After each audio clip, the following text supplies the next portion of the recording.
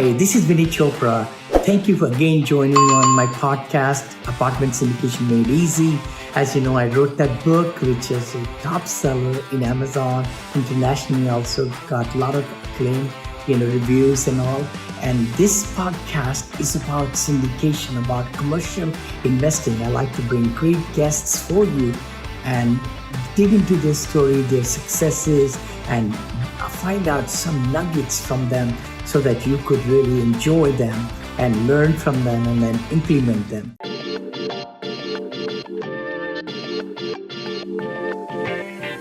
I have Mr. Vinney Smiles Chopra on the Capital Racer Show. Welcome back, my friend. It's so good to have you. Thank you, Ruben. It's such a pleasure, brother. It was so amazing to see you there in Orlando, actually, last October or so. Mm-hmm. We came by and all, and I can't wait to just have a lunch or dinner with you, someday here, this year or next year. I'll make it out to San Francisco or the Bay Area eventually, or, if not, we could spend a little time at the next multifamily mastery event at Jake and Gina. That's one of my favorites. Not my favorite. So this is going to be very cool. Guys, I have Mr. Chopra on here, Vinney, my man. We're going to be talking about some cool stuff. I just recently had him on the show. We talked about how to use funds to raise capital. We're going to dive into that a little bit. He wanted to come back. He had so much fun. He's like, hey, let me come back and talk to you guys about assisted living and some of the stuff that I'm up to. Yes. And I'm like, we can do that, but we're going to talk about a whole bunch of other stuff too, because I'm very interested in picking your brain from this master of marketing that wrote this book, Apartment Syndication Made Easy. Very good book. Highly recommend it. Very easy read for somebody that's looking to get into syndication. But why don't we reintroduce you to the audience, Vinney? Who are you? How did you get into this game? Oh my gosh. Well, I came from India. Some of you all might know, with $7 many moons ago. I'm an engineer, mechanical engineer. I always wanted to do MBA. I knew I want to get in a leadership position. And in India, they said, well, if you want to be a leader, you got to be a master's degree in administration. So that's when I came to George Washington University in Washington, D.C. I was selling books, actually, encyclopedias, Bibles, cookbooks, all that door to door. I love the sales. What? Loving sale? Yes, I love the sale, knocking on doors. And I said, you know what? Maybe I'll try my luck in sales and marketing. And that's what I did. I closed the chapter on my engineering and got into motivation speaking, fundraising, interacting, communications, relationship building business. That's where. Hey, were you speaking motivationally in audiences before you got into syndication? Yes, I did. I did. I don't know if some people know that or not. I've given 15,000 speeches. Maybe that's how I can talk a little bit with the eyes and the voice and the nose, and big nose, and also my hands gestures. I see that. You're using the hands. I noticed also that you smile a lot, very obviously, but that you speak very quickly and then you slow it down to keep the audience's attention. And I don't know if you do this, like sometimes when I'm in a certain audience kind of situation, you look at one person right in the eyes, instead of kind of at the entire audience, right? So, but everybody else kind of focuses in when you do that. Do you have any other tips that you use when you're talking to audiences in person? I would say master the material. How I did that was, I joined Toastmasters, Dale Carnegie course and all. That really gave me strength. But the big part was rehearsing myself in front of the mirror. Like I'm doing Zoom with you now, right? I'm looking into the camera. You got to look in the camera to the audience, because that's when you can make that connection, and it transfer that energy from you to them. That's what emotion, right? I call it motion, momentum, and Mr. Enthusiasm. Why we feel enthusiastic? Because then you can communicate better. Inflection of voice kind of gets people, a little bit over here. We all have 6 senses, right? So we're going to take care of all of them to get the point across. So no, I've given lots and lots of speeches. I remember the one I gave in front of 35 people. I was shivering. My legs were trembling, literally. I had 3x5 cards. laid out on the table. That's exactly how I started, brother. And, this is many years later that, I can be in front of 1,000 people, 2,000 people just give me a lapel microphone. Don't give me that other microphone. I don't like that. I like the one where I can use my hands and go around in the audience. Oh, brilliant. Okay. So I really want to touch on this really quickly. So no longer talking about public speaking, but now we're engaging an audience that is seeing an investment opportunity from us. I really want to speak to the capital raiser that's out there, because I think sometimes, especially like when you're a mom and pop syndicator or somebody that's coming up, you're just like, hey, I've been on 100 podcasts, no problem. Just put me on there. And they don't prepare for what they're about to talk about, which I think is a major flaw. If you're going to be speaking to an investor that's going to give you 50 or 100,000, or in your case, $1 million now, like how important is it as you're scaling in this capital raising field to be prepared to do the presentation and not just be like, hey, I've done this 1 million times, I'll just do it again. You cannot wing it. You cannot wing it, guys. We only get one chance and one chance only. And we have first 3 seconds to 7 seconds. They call it, how the response goes. If you're meeting in person, of course, you can do a lot of things to get them involved. But when you're on a Zoom, you got to be prepared with your pitch, with your work, with your points and, PowerPoint presentation, which is very creative and animated and colorful and all that. All right. So how do you prepare for a presentation, whether it's a educational series or an actual investor pitch that you're going to be doing? Exactly. I'm so glad, Ruben. The big thing is, who are you talking to? Who are you talking to and where they are coming from? See, the thing is, I always say that when you want to communicate with somebody, it's like a sea, right? They are going through lots of, sea waves, I call it, but you got to calm them down because you want to make sure that, they're ready to listen and they're ready to really get into what you're trying to communicate. And you're not selling anything. Take the seller's person out. You're a consultant. You're there to help them. You're there to educate them. Help them, educate them, talk to them really on a great level to see what they're. Hi, you are listening to Syndication Made Easy podcast. We will be right back after this short break. Hi, thank you so much. This is Vinney Chopra, and thank you for subscribing to my podcast and YouTube channel and Facebook pages and all the great things, and LinkedIn. Connect with me. I come live to you every Friday at 9:30 Pacific with Vinney and Bo Show. Please also look at that. And also the podcast, which is my Apartment Syndication Made Easy. The book I wrote a couple of years back became international top seller on Amazon International now. And then we like to bring great guests for you every week or twice a week sometime to give you a lot of great knowledge. So please subscribe. You give us 5-star reviews on the iTunes. The better the guests we can bring, and our ranking will go higher also. Thanks again for following us and really getting the most out of it. Please comment, like, share, because we would love to bring better and better material for you to see what their fears are, right? When we're talking to somebody about money, it's their hard-earned money. They have 2-3 questions in mind. One, who are you?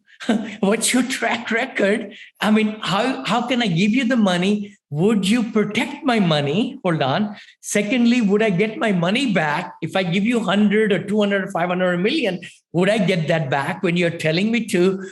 And then would I also see my money grow? I mean, how confident can I be that I give you all this, my nest egg, but show me in a PowerPoint or show me through examples and samples, all that, right? So you got to really prepare yourself to the T. Now, my PowerPoint presentations used to be like, let's say 40 pages, 40 slides.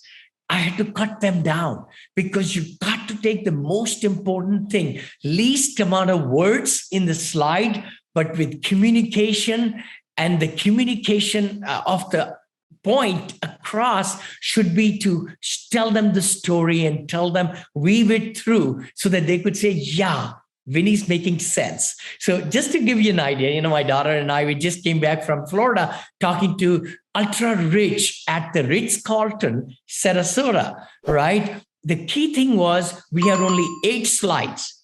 We narrowed down, and my daughter is amazing. I have other virtual assistants, but she's great in Canva. She's Canva queen. I mean, she can design something in 7 hours. And I say, oh my gosh. She says, Dad, your PowerPoints, give it to me. So anyway, we gave this PowerPoint and got clappings and everything. And I think I raised $5 million in just 1 hour presentation. I had never met them. I don't doubt it. I want to give a quick shout out to Richard C. Wilson. We're getting ready to write a book. Guys, stay tuned on this. This is going to be a really cool book. We're going to be promoting pitchdex.com and talking to the family offices and ultra high net worth individuals. I'm reading his book right now, pitchdex.com. Just wanted to give him a real quick shout out because he is now almost my official sponsor of the show. So this is going to be a lot of fun. But all right, so I wanted to jump into this particular topic because we're getting ready, me and my company, Legacy Acquisitions, to go into this educational campaign, which is a webinar educational series talking about build to rent and development, which, we can chat a little bit about.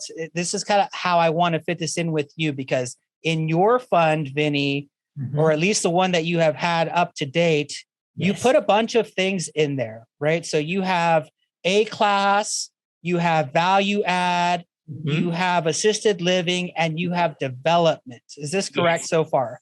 Yes. And hotels. And hotels. Yes. Okay. Yes. So I want to, after COVID now, hotels are really coming out. I just got accepted last week on 2 hotels. I can tell you it's a Candlewood Suite. I won't say where it is. And also a Courtyard Marriott. And I'm looking at a Holiday Inn Express. That's my third one. Okay. And just to verify, these are 506 deals, 506C as in Charlie deals. So we can talk about it. Yes. This is something that a lot of people, they talk about the deals that they're 506B, and all that really means is whether or not you have an exemption to advertise or not, because we are, as multifamily investors, regulated the same as securities are. Yes, totally. All right, so let's By the way, these hotels are already sold out because my partners and I are buying. So it's not for investment. Yeah. Oh, check that out. Okay, interesting. All right, so I want to dive into these. So like when it comes to raising capital, the audience out there that's tuning in, they always want to know what are the tricks and tips and strategies and methodologies to get into the capital raising and scale their business. For somebody like you that is doing 5 different asset classes in one funding vehicle. Yes. Have you found, maybe you're not the right person to ask this because everybody trusts you, and regardless of what they're putting their money into, they just know that you're going to be a good steward of their money, which you mentioned earlier. But I'd love to ask you this question before we go into assisted living and some of the niche asset classes within multifamily. When you are raising capital for these different types of deals, do you do it the same way? Is there something where you have to educate and nurture people on one thing, or do you just get them to know, like, and trust you to the point where they hand over the money? What are some of your techniques that you use here to help people? Good point. Very good, Ruben. The big thing is, having that track record helps. Like you said, confidence, trust. We have done 26 deals already completed, fully given back the money, returns and all that. But the key thing is you want to mitigate the risk. So when I was opening my fund, $50 million 506C fund, I wanted to share with my investors, hey, we are going to a space now where it's not individual one deal that is syndicated. because then their investment in one deal can go up or down with the deal. But in the fund, it's going to give them more variety, more, it's like taking your 100,000 and putting into a little bit in this deal in one area, in one state, putting a little bit portion of that money into another asset class in another location. Wow, that mitigates risk. And then same money, maybe 25 or 30,000 of the 100 goes to third place and a different market. It's almost like you took your whole money and invested in different buckets. Now, because of the quarterly performance, we operate each asset separately, right? So if one quarter was bad for one asset because of value add and something or construction, the other asset class, which is cash flowing, could rise to the top. The profits will go into the fund, and then the dividend comes out or cash flow comes out.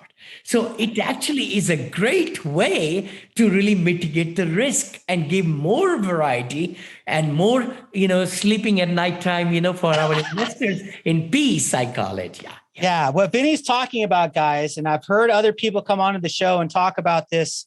When they compare real estate to the stock market, there's a level of volatility that goes up and down. Yes. And when you have a syndicator or a sponsor that's bringing investors into their deals one at a time, some investors are going to have a great return, maybe 40% IRR, and another one might get 14%. And it might even be the same investor that's in both deals, and their investor satisfaction level on those two different deals is going to vary greatly. So when you put all of these one-off syndications into one vehicle, just like, when you leave the stock market and go into real estate, you smooth it out and you have all of these deals in one place. And at the end of the day, the diversification in all of these deals, it performs really well. So this is a brilliant strategy. I don't know that everybody's going to want to put as many asset classes. You have to be really sophisticated and have quite an amazing track record like Vinney does in order to pull that off. One day, maybe I'll get there. But one of the things that I do to make people feel comfortable is I put one asset class, multiple deals in the same fund that are exactly the same. And then when people are like, well, I don't know if I trust you in hotels. I don't know if I trust you in A class. But you're very good at build to rent. So you're telling me that your deal or your fund is only going to do build to rent. And that kind of puts them at ease knowing that they're going to be able to do the same thing over and over in one fund. And I've heard about some people that create this new structure called the deal by deal segregated fund, where they can invest in one deal without investing into the next one. And they get to see the PPM every single time. This is a structure done by Kim Lisa Taylor. I know that you've worked with a bunch of attorneys. Yes. But this is a great thing, man. I love funds. I love talking about funds. For any of you capital raisers out there that are looking to partner with people, both myself and Vinney can make you a part of our funds or give you your own fund that invests with us side by side or simultaneously into deals. So let's talk about that a little bit. When a capital raiser comes to you, the only legal way that they can raise money for you if they're not participating in the ongoing operations in a deal is to manage a fund, which can then invest into your deal, which may be a fund or a syndication. So how do you structure it? What kind of conversations do you have when someone says, Vinney, I got like 5 dudes and a couple of ladies, they all want to bring, all together, we want to bring $2 million into your deal. How do we do this? What is the steps? What kind of conversation do you have with them? Very good point. Very, very good point. Actually, we've been doing joint partnerships also. If it's like, few number of people there, up to 5 or so, we could do joint partnerships. But you're right. Fund of a fund is the structure. Lots of syndication attorneys have been promoting where if it's a 506C parent fund, the other smaller fund has to be also 506C.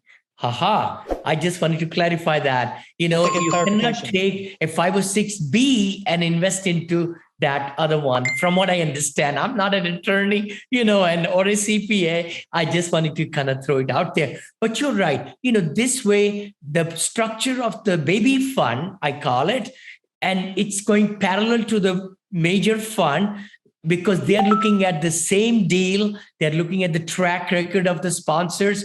And then the fund administrator of the smaller fund becomes a general partner, right, with the other funds so that they can be paid asset management fee. We cannot pay anybody for raising money, but we could do it in a structure where it's legal. And that's what, we can do it like that, right? But in my case, to be very truthful, I have so much money. Literally, I apologize. I have almost 100 million right now that I need to put money to use, but only in my deals. See, that's the stipulation from my investors who are 60 million, 100 million net worth, 200 million net worth. I mean, it's just mind boggling. I got one text from one of my investors. He's got 162 million in the bank. Literally, this is cash savings. I'm not going to say who savings. It is, but savings in the account, brother. Oh my gosh. So actually, that's where, I just wanted to mention that I'm already sold out my assisted senior living development projects. I only need 4 million. That's all, 4 million for each project. I build it for 16 million, 16 or 17 with the cost of goods going a little bit higher, and they're worth 27 million when I stabilize them in 3 years. So that's awesome. The game I'm catching on. $2 billion, I'm saying on national TV and everywhere now, which is true, because the thing is, that's what my conviction is. And things are just becoming so clear to me. I always believe in abundance thinking and also law of attraction.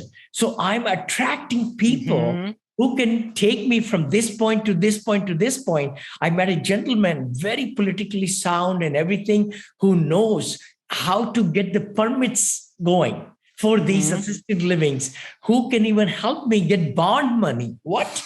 Winning to bond money from the cities across USA, where I could buy the land from the cities at $1 a piece for 7 acres and then build on it. What? And then the bond is at 1.5% or something. I mean, it's just mind-boggling. Raising money from bonds. That is a new one for me. Hilarious. That's so good. So, it's like sky's the limit, I say. And who knows, we might meet $4 billion goal this decade. So we have about 8.5 years more, or 7.5. Well, I don't know. I lost the count. It's, 2022. So we have about 7-8 years, but I know we're going to be going on a big locomotive going into that. Yeah, man. All right, cool. So my group is going to be doing a webinar educational series talking about the build to rent specifically, but we're going to be talking about the different asset classes of which you are doing at least 5 in your fund. So let's kind of break them down. I know you specifically wanted to talk about assisted living today. So let's start there. Why would a multifamily value add or other real estate passive investor want to invest in assisted living? Very good. Very, very good. I've been chasing jobs, Starbucks, Best Buys and Walmarts, right?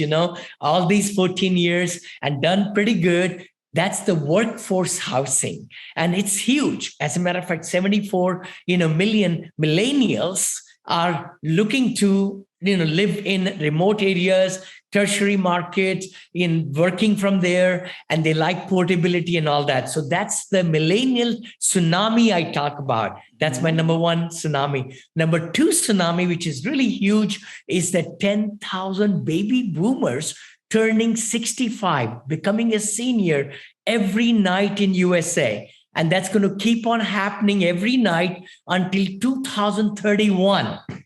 What? Hold on. We are in 2022. 9 more years, 10,000 baby boomers are going to be turning 65 plus, and then 4,000 turning almost like 70 plus, and then 3,500, 80 plus. So what's that bringing? And I'm a senior myself. for 3 years, I've been thinking, how can I twist, take a turn so that I can get into this trillions of dollars, by the way, are going to be spent into housing, medicine, medical, insurances, products, everything for seniors, because we are 57.4 million or something like that. It's going to be 100 million, brother. 100 million. 1/3 of USA population, almost 1/3 will be seniors. So there is a whole spectrum, a tsunami coming through, and it's so much shortage for housing. Now, let me take you there. Housing also for seniors, it's 5 different phases of those. If we look at if everybody's listening to me, think about this graph, which I have in my mind. I have, if anybody needs, by the way, my ebook on Silver Tsunami, just, email me at Vinney@VinneyChopra.com, Vinney@VinneyChopra.com, or Brother Ruben, I'll give the PDF to you, and you can pass them out. Yeah. So the key thing is that we are poised for a huge shortage for senior housing in our country. And what is happening is, in the very first side, it's choice driven, no help needed, independent living, 55 plus and all that, right there. And then the little bit to the right side is again in the country clubs. People can spend a lot of money who have made a lot of net worth. We are not into that. That's 2 over there, choice driven. In the middle is the assisted living and memory care. That's where my partner and I are in, right in the middle. That's where it needs some help in assistance in bathing or feeding or exercises and things like that. And then the last one on the right side is the nursing homes, rehab centers, hospitals, which is federally regulated. So we are in the middle sweet spot of assisted living and memory care. And we build them from ground. People can get into it, residential, senior living, assisted living, and memory care, or commercial like me. I've been living my life for the last 15 years in commercial, so I really needed to be in the commercial arena. So it's assisted senior living, multifamily in my case, from 88 units to 94 units. We only build that over 5 to 7 acres of land, no elevators, 1 story only, with 4 to 6 courtyards, because we want the best of the best for our seniors. Nice. We want them to plant vegetables and flowers and, and so forth, and go out putting green and waterfall functions and, move around. Like in Punta Gorda, I was there last week. I was so impressed with the landscape. Looks like landscape was there for many years. That's how mature trees and plants, we put money to bring them in, And inside we have